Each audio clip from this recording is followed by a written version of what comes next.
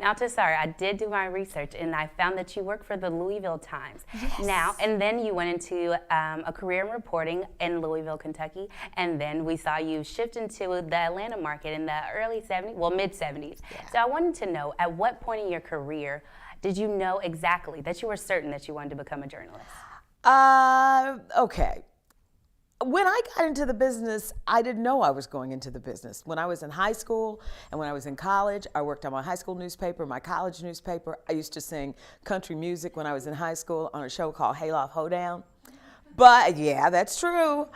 But I didn't see people like me on the air. So, you know, Julia was the first black person I saw on the air in a regular, I have to remember how young you are. She was the first black person to have her own show, Okay.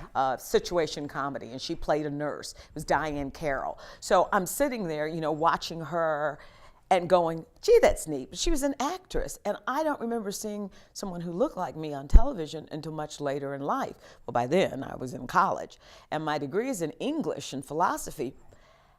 And I literally fell into the business. That's the only way to describe it. I worked at a bank that was across the street from the Louisville Times newspaper. They needed a newsroom clerk, so they asked me to come over and try out for the job.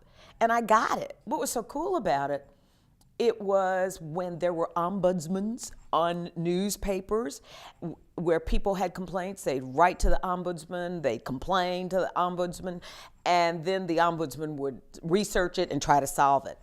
John Hershon wrote it. That's a good name for you to look up for history. And then Norman Isaacs, another great one from newspaper background. But anyway, I went to work for them. And then in 1969, Columbia University and the Ford Foundation started the summer program for minority groups. It actually started in '68 for television. And then in '69, they added print. Now, the reason this program started, remember I said I didn't see people who look like me on TV? The riots of '68 after the assassination of Dr. King, a lot of white reporters were almost hurt when they went into minority neighborhoods because they were seen as the enemy. So the Ford Foundation and Columbia University in New York said, we need to change this. We need to get more people of color into news. So that was the beginning in '68, and then in '69, and then, come on in. And that was the beginning for me. And when I came back from Columbia, it was then that it hit me. I could make a living doing this. But before that time, no. You know, I went to Columbia. I applied for the program because I wanted to go to New York. I had never been to New York. And it was so nice. And the funny thing about it, Melvin Mincher, who's now Professor Emeritus up there, ran the summer program. And I will never forget how they gave us subway tokens and an assignment our first day. Now, you got to remember, I'm from Louisville, Kentucky, but it was the best training in the world about how to read maps, how to get where you're going, and it was an exciting time because during that summer, we walked on the moon for the first time, and I was in Central Park having to interview people who were going, that's not real. They're out in Wyoming somewhere. I mean, it was there that I learned the power of the written word and the power of research and the power of interviewing. And I'm a pack rat, so I still have all that stuff from NASA from 1969. But that's when it really hit me that I could make a difference with what I do. Long answer to a short question. See, we never get to talk, so when we do, we just go blah, blah, blah, blah, blah, blah. Because you have so much to share, and we're so fortunate, again, to have you. I just can't believe I'm sitting here. But now I'm relaxed and I'm ready to continue the interview. Good. So you told us basically like the exciting part of your career, how you fell in love with journalism. But I do know that being the first African-American to ever hold an anchoring position in Atlanta, Georgia, especially during a very transitional period within the history of the United States, I wanted to know, what were some of the hardships that you found in your career? Well, when I started out in Louisville, I didn't realize then that I was, the first African-American woman to anchor either, and that was on weekends. And a lesson to be learned there, ladies, really, seriously, always be the one who's willing to work that extra shift, because you never know what it could lead to. We lost our male anchor. He got a job in another city, and I volunteered to anchor on weekends and still report during the week. And they said, well, you can do it until we find somebody else. And after a month, they gave me the job. So don't be afraid of a little extra work. But getting back to that time, in Louisville, because that was home, it was not a big deal. But you have to remember the time. Diane Sawyer was a weather girl in Louisville. Not kidding. She was a weather girl. That's crazy. With her degree, she was a weather girl. Because back then, they wanted hair down to here, chest out to here, and not much up here. That was a time when women reporters and women anchors and women meteorologists were seen as window dressing. And then they realized we had brains and that we knew how to use them. So it was, I remember having a tornado come through Louisville, and our news director would not let any of the women reporters go out for fear something would happen to us. Can you believe that? No. But it was the times. It was the times. You got to remember, we were moving from, feminism was really coming to the forefront. But still, you know, there was concern about if they're out there in the tornado and something happens, we'll be responsible. Even then, it was hard for women to be on police forces. You know, just the whole uproar, the changing roles of women. So that was another thing. Politicians thinking because you're a woman you couldn't have any interest in politics. So they would always be surprised when you knew what you were talking about and asked very pointed questions. But it really didn't hit me until I came to Atlanta, because Atlanta was a much bigger market than Louisville. Back then we were number 16, and now Atlanta is in the top 10. So I didn't realize they had never had a woman or a black on the evening news. Blacks and women had worked the noon show every day, had done weekends, but no one had ever done the bread and butter show. I often wondered why they didn't give someone else who was there an opportunity for that job, and then it made sense to me. Why would you take someone who's a known entity and very good and put them on a show where they could fail? It's better to bring somebody in who's real cheap. If they work out, great. If they don't, what have you lost? So when I went in, thanks be to God, I had John Pruitt working with me, who has no ego, only wanted me to succeed, and that's important. He was an ally.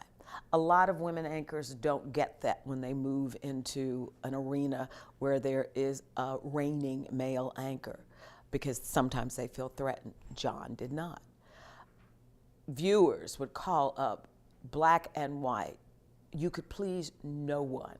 To many black viewers, I wasn't black enough. They wanted a fro out to here, big earrings, and you know, a little bit of a attitude to prove I was black, which I never understood, because there is no way this can pass for anything but black, unless I start speaking Spanish, and then maybe they'll think I'm Hispanic, but then I'm black Latina. But anyway, so that was really very painful, to have your own people call you and tell you what they didn't like about you. Then you got the white folks saying, get that NB off the air. I am so grateful Twitter didn't exist then. Facebook didn't exist then. Because if it did, I probably would not have made it. Because now TV stations use those social media tools to gauge the popularity of the people on the air.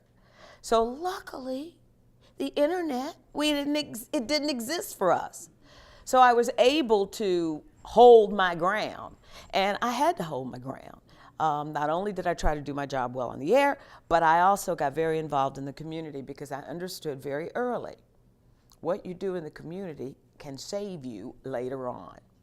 Because when people know your name and can say, she came to my church, she came to my school, she did this, she did that, then when those researchers start calling around asking, do you know, why do you watch Channel 2 Action News?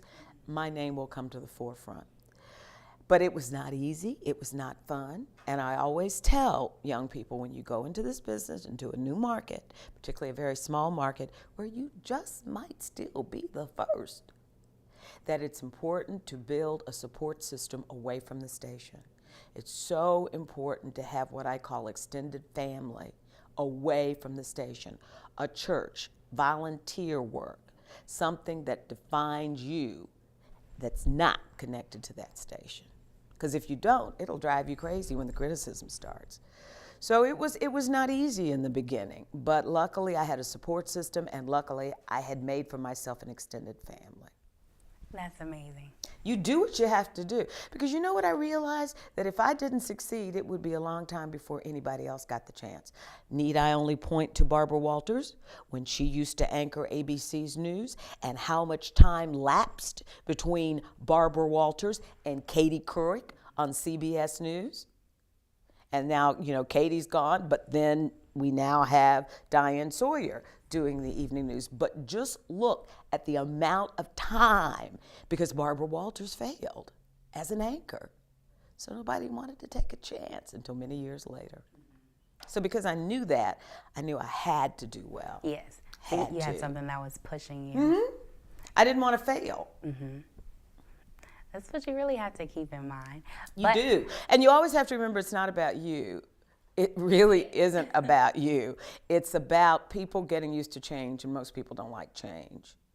So, you know, if you look at me from back in those days, I was as middle American as you can get, you know, with the appropriate anchor hairdo, and back then we wore little man-tailored suits with Oxford shirts and little bow ties, and, you know, I did what I needed to do until I was freed. That's kind of where it is. You have to kind of like do just enough to kind of like fit in. And it's then not just enough. Believe me, more. you do more. You pick your battles about what you're going to fight about, but you've got to remember, they want me to do it this way to prove that I can do it this way. And once you prove you can follow directions and do your job well, then you get a little more. You get more leeway. Okay. Yeah. That makes sense. And don't fight over things that, you know, I tell my young ladies all the time, if you're going to be behind the camera, doesn't matter what you look like. I know that sounds strange, but I mean, you can wear a fro, you can wear dreads, you can wear ink twists, you can wear whatever you want. If people are saying more about your hair and calling up about your hair than your quality of reporting, then you're doing a disservice to yourself and the viewer. So you have to be middle American, and that means for both black and white. Yes. Make everyone feel comfortable. Well, with that being said, I hope that we all take heed to all of the advice that you've given us, as well as the legacy that you've left as a renowned journalist. And we're so excited to have you a part of Bulldog Nation as a current student at the Grady College. It's amazing. It is wearing me out. It is so funny. And this has been the funniest thing for me and the hardest thing for me. I've got over 45 years of writing, television, and newspaper. Well, guess what? That is not the appropriate writing style for a master's program. I had to learn to write academically, which means long sentences that you can't read aloud. And luckily, Dr. Lyra Rhodes, who is my theory professor, I said, I need help. You got to help me on this. I don't understand how to do this. She spent like 2 hours with me showing the difference between writing for news and writing for academia. So now I can do it. Do I like doing it? No. But I'm doing what I have to do to get my master's so that I can teach. Well, that's amazing. We hope to hopefully have you one day as one of our professors here at the University of Georgia. I hope I'll be able to teach here. That's my goal. That really is my goal. And you know what I'd like to teach? I know you all are going to be really good reporters, but I want to teach you how to be really also good anchors, how to do good live shots and letting your personality come through, because that's real important, to be comfortable with who you are and let that come out. And so teaching how to write so that when you do your stand-ups, you're really speaking with people versus reading to them or memorizing what you wrote. Really letting you see yourself on camera. All those things that in your first 2 years of working you go, oh my goodness, why didn't somebody tell me? That's what I want to do as a teacher. Teach you the things that people don't tell you until you get into the business. Because when you leave here, you'll have the skills to write, to interview. But there are other skills you need in order to survive in this business.